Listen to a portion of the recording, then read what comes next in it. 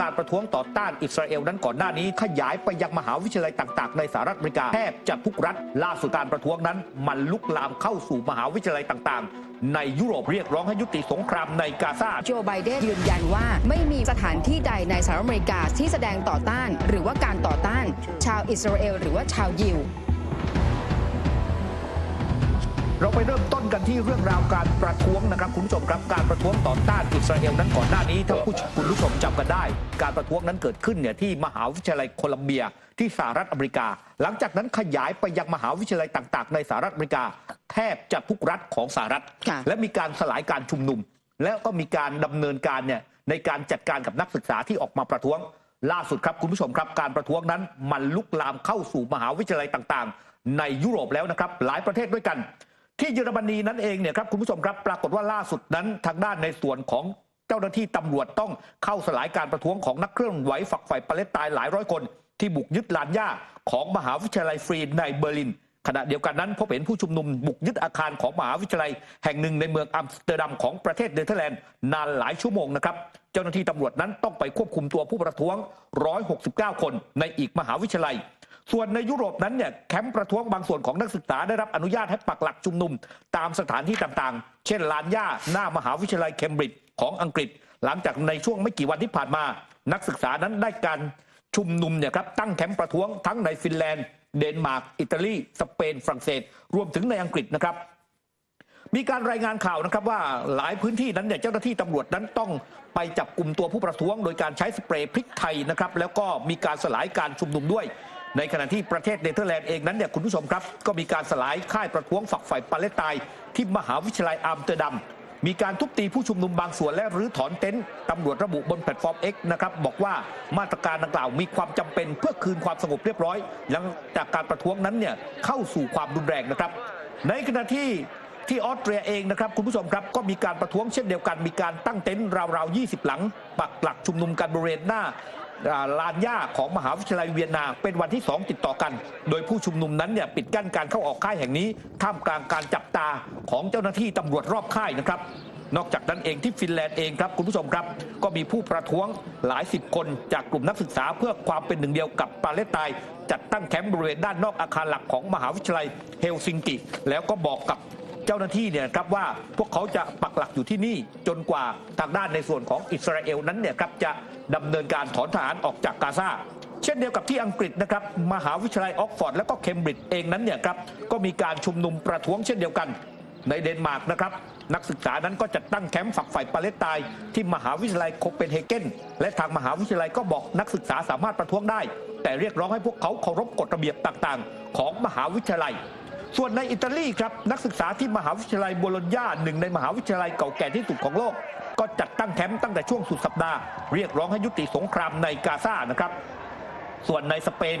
ก็มีการตั้งแคมป์สนับสนุนชาวปาเลสไตน์ที่มหาวิทยาลัยมาเลเซียนอกจากนั้นก็มีการจัดตั้งแคมป์แบบเดียวกันที่มหาวิทยาลัยบาร์เซโลนาและมหาวิทยาลัยบาสเคานตี้ขณะที่กลุ่มตัวแทนมหาวิทยาลัยรัฐหลายแห่งในมาดริดก็แถลงว่าพวกเขาจะจัดตั้งแคมป์ประท้วงเช่นกันในอีกไม่กี่วันข้างหน้าส่วนที่กรุงปารีสประเทศฝรั่งเศสนั้นคุณผู้ชมครับก็มีการนัดรวมตัวกันเพื่อที่จะดำเนินการต่อต้าน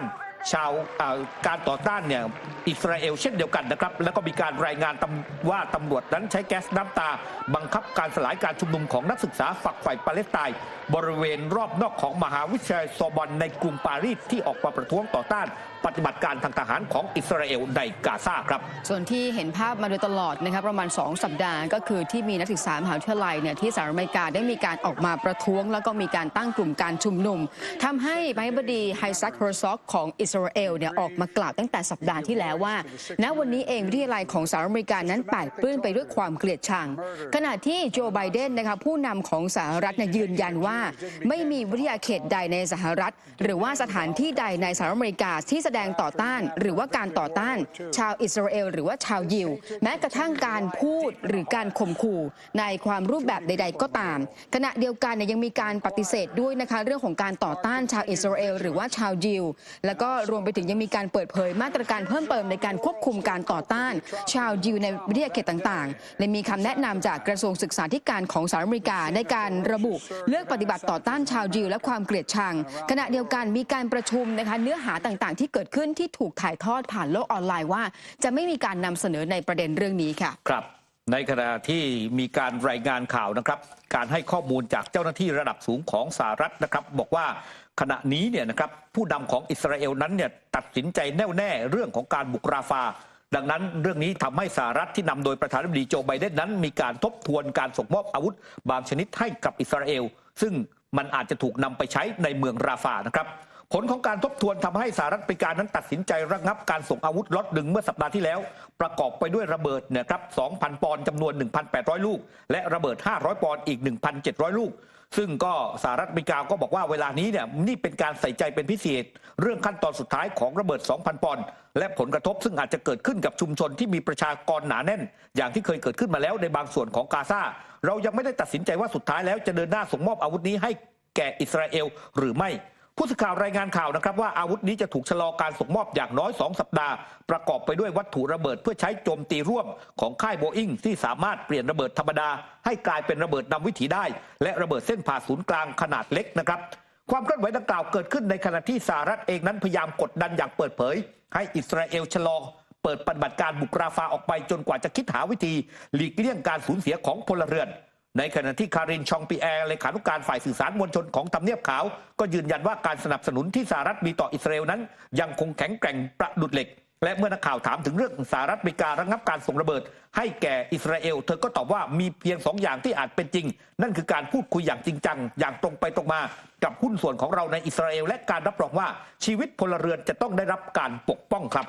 เดี๋ยววันพรุ่งนี้นะคะ10 พฤษภาคมนะคะที่ประชุมสมัชชาใหญ่แห่งสหประชาชาติเนี่ยเขามีการคาดการณ์ว่าอาจจะมีการลงมติในร่างยติและรององค์การปาเลสไตน์ในฐานะผู้ที่จะเป็นมีสิทธิ์นะคะเข้ามาเป็นสมาชิกเต็มรูปแบบของสหประชาชาติรวมไปถึงจะมีการแนะนำให้คณะมนตรีความมั่นคงแห่งสหประชาชาติเนี่ยพิจารณาทบทวนถึงประเด็นเรื่องนี้หลังจากที่ปาเลสไตน์เนี่ยได้มีการยื่นนะคะเพื่อที่จะขอเข้าเป็นสมาชิกของสหประชาชาติหลังจากที่อยู่ในรัฐสังเกตการณ์มาโดยตลอดแต่ประเด็นเรื่องนี้ค่ะทำให้โฆษกของคณะผู้แทนสหรัฐประจำสหประชาชาติอย่างเน็ตอีแวนบอกว่าสิ่งสำคัญที่สุดเลยทั้งเรื่องของญัตติต่างๆการเน้นย้ำต่างๆความกังวลของสหรัฐอเมริกาในการขยายผลประโยชน์ค่ะสิ่งที่เกิดขึ้นนั้นยังไม่สามารถตอบคำถามได้ชัดเจนปาเลสไตน์มีการทำตามกฎเกณฑ์หรือว่ากำหนดภายใต้กฎบัตรสหประชาชาติหรือไม่ถ้าเกิดว่าจะเข้ามาเป็นสมาชิกของสหประชาชาติจริงๆถ้าจำกันได้ก่อนหน้านี้ค่ะสหรัฐอเมริกาใช้สิทธิ์วีโต้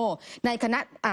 มนตรีความมั่นคงแห่งสหประชาชาติไปแล้วเมื่อเดือนที่แล้วนะคะขณะเดียวกันถ้าเกิดไปดูกฎหมายของสหรัฐอเมริกาเนี่ยจะไม่สามารถมอบเงินทุนแก่องค์กรใดๆของสหประชาชาติที่อนุมัติสถานภาพสมาชิกแก่กลุ่มใดๆที่ไม่ได้รับการรับรองคุณสมบัติความเป็นรัฐในระดับสากลซึ่งก่อนหน้านี้ก็เคยทำมาแล้วทำให้กิลัดเออร์ดานเอกอัครทูตของอิสราเอลประจำสหประชาชาติเนี่ยออกมาประณามร่างที่เกิดขึ้นของคณะมนตรีหรือว่าที่ประชุมใหญ่ของสมัชชาแห่งสหประชาชาติโดยบอกว่าสิทธิความเป็นรัฐปาเลสไตน์เนี่ยมันสวนทางกันกับกฎบัตรสหประชาชาติสิ่งสำคัญเลยก็คือเรื่องของการเป็นรัฐของปาเลสไตน์นั้นควรจะดำเนินการผ่านการเจรจาโดยตรงและถ้าเกิดว่าผ่านความเห็นชอบทางอิสราเอลเองก็มีการคาดหมายว่าสหรัฐอเมริกานั้นจะหยุดมอบเงินทุนให้กับสหประชาชาติรวมไปถึงสถาบันต่างๆตามกฎหมายของสหรัฐอเมริกาค่ะคือเอาง่ายๆว่าตอนนี้ทั้งสหรัฐอเมริกาและอิสราเอลนั้นก็บีบไปที่สหประชาชาติว่าถ้าเมื่อไหร่ก็ตามเนี่ยญัตตินี้เนี่ยถูกนำเข้าสู่ที่ประชุมซึ่งเขาจะประชุมกันในวันพรุ่งนี้นะฮะญัตตินี้จะถูกเสนอเข้าไปวันที่10 พฤษภาคมแล้วถ้ามันผ่านมีการรับรองให้ปาเลสไตน์นั้นเนี่ยเป็นสมาชิกอย่างเป็นทางการของสหประชาชาติสหรัฐอเมริกาก็บอกว่าเดี๋ยวจะยุติการสนับสนุนเงินงบประมาณต่างๆเนี่ยให้กับหน่วยงานต่างๆของสหประชาชาติก็เป็นการข่มขู่เอาไว้ล่วงหน้าแล้วนะครับคุณผู้ชมครับมาร่วมสนับสนุนท็อปนิวส์นำเสนอความจริงได้แล้ววันนี้เพียงกดปุ่ม Super Thanks แล้วเลือกจำนวนเงินตามที่ต้องการได้เลยครับขอบคุณครับ